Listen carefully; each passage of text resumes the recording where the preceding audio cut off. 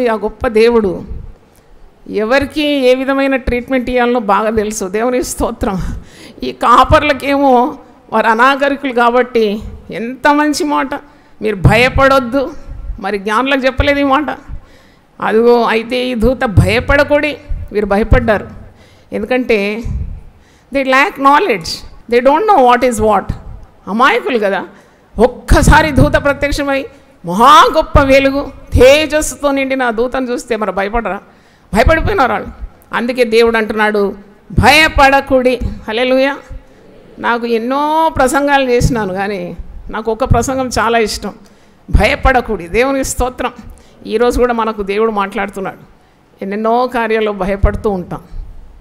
పైగా విశ్వాసులని లేబుల్ పెట్టుకుంటాం, కాపర్లు అంటాం, సంఘ నాయకులు అంటాం, సంఘ పెద్దలు అంటాం. ఇవన్నీ పేరుకే. ఇవన్నీ గుండెలో గుడ్లు పెట్టినా ఉడికే అంత భయం.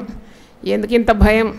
మనం విశ్వాసులంగా మనము భయపడితే we should not be called as believers.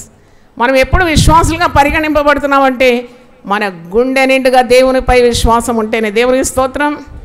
విశ్వసించువాడు కలవరపడడు.